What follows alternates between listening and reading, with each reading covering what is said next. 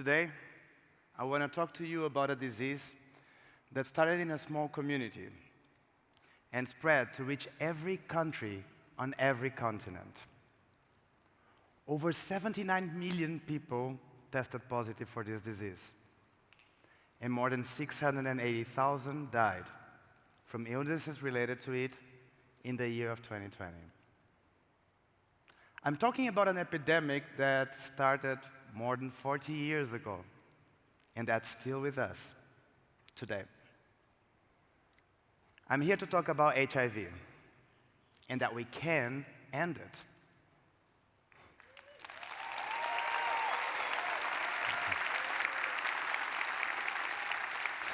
I'm a design strategist. I look at problems and design solutions. And for the past 5 years, I've been looking at the problem of HIV, and I've been thinking, if we have prevention, testing, and treatment, which are the solutions for this disease, why do we still have a problem? And I got to the conclusion that the problem isn't the disease, it's us. And to be more specific, it's the one thing we let stand in the way of prevention, testing, and treatment. That one thing, that one big problem, is stigma. I'm HIV positive. Because of stigma, there was a time I couldn't say these words out loud, let alone in an arena full of people. Stigma is the branding of...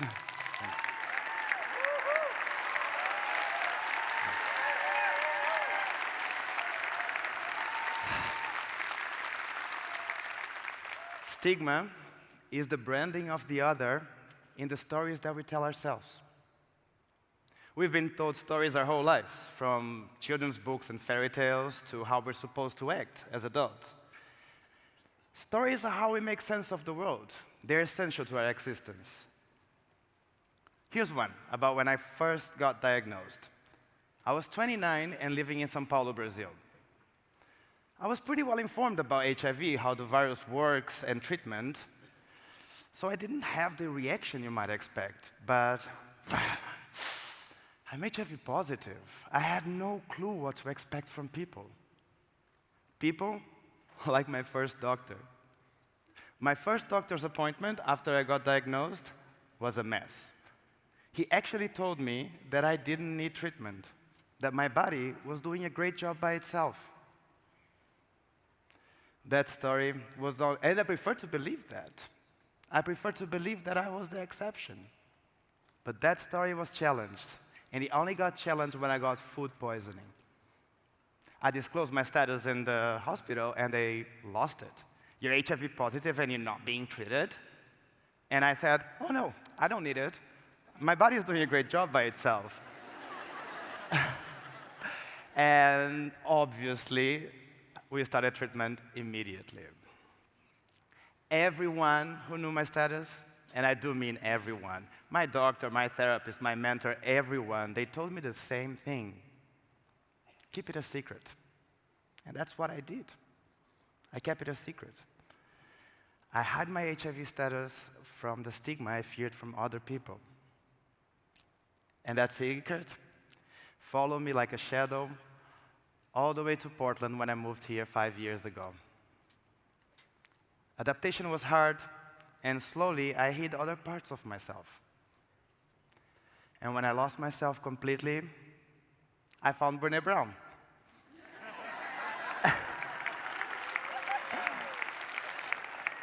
I watched her talk on vulnerability one too many times, and I just remembered, I've always been comfortable with myself. So I decided to come out about my HIV status today. In my head, thank you. In my head, it sounded pretty clear. Hello all, I'm living a healthy life with HIV. I know I will have to fight stigma, the stigma that kept me silenced for all this time. The stigma in the way of ending this disease. But first, let's have an HIV 101. It's been 40 years, so it's okay if you need a little refresher. HIV is different to AIDS. One is a virus, the other is a syndrome. HIV, human immunodeficiency virus, a virus that causes a deficiency in the immune system of a human. And AIDS, acquired immunodeficiency syndrome, a syndrome caused by a deficiency in the immune system that is acquired, transmitted. At a very simple level, the only difference is the quantity of the virus. I'm HIV positive, but I don't have AIDS, because there's a pill I take every day that keeps my viral load so low, it's undetectable.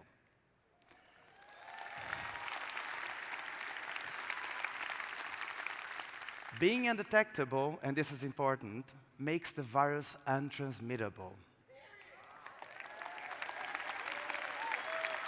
That means it's impossible for me to transmit the virus. Did you catch that? Undetectable equals untransmittable.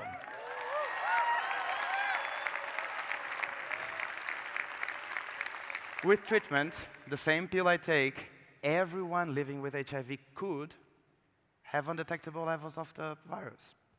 So we can end all transmissions right now. But that's science. It's not science that is in the way. It's stigma. Let me tell you about 3 myths that made me hide my HIV status. 3 deadly myths on the way to prevention, testing, and treatment, on the way to ending HIV. Myths they call deadly stigmas. The first myth, HIV is a gay disease. It is not. It is true that HIV is more frequent with men that have sex with men. Not exclusive. Unprotected sex is all it takes. And each one of us knows at least 2 people that did it. At least once. It doesn't matter if it's a man or a woman, if you're making love or if you're kinky. It's about all of us. So we all need to know about prevention. Yes, there are condoms. Condoms are great. Well, kinda. But they are not alone. You should all know about PrEP. It's a pill you take every day that prevents you from getting an HIV infection.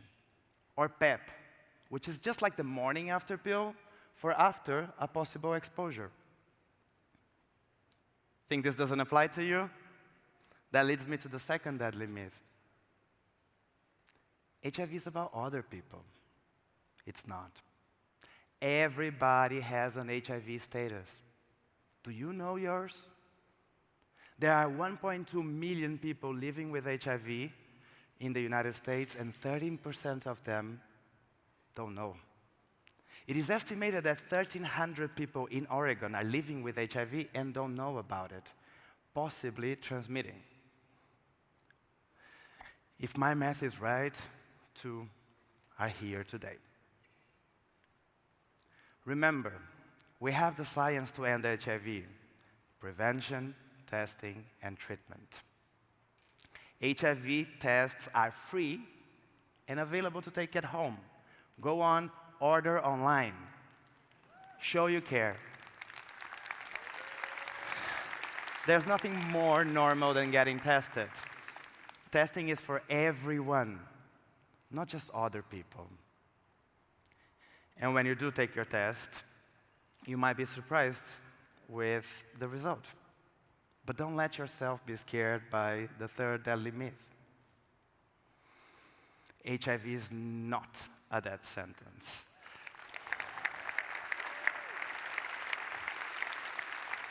Yeah. Stigma is tough, but treatment is effective. Remember, HIV is not AIDS, and undetectable equals untransmittable. Getting treatment doesn't only mean the ability to live a normal life. Getting treatment gets you to untransmittable. And that means being a key player on ending HIV. Prevention, testing, and treatment is available for everyone in the US. If you have any problems getting access to any of that, reach out to me, seriously. I got you.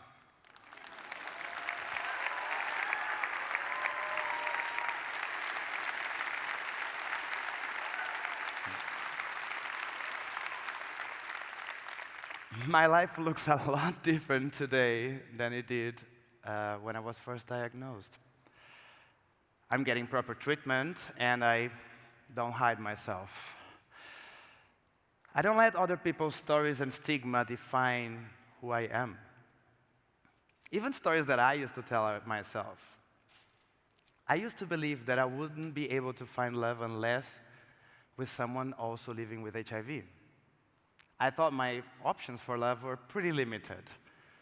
I had a lot of ideas on how an HIV-negative person would be too scared to love me. That story was pretty stigmatizing of me. But I was wrong. 3 years ago, I met the love of my life. I love you, Josh.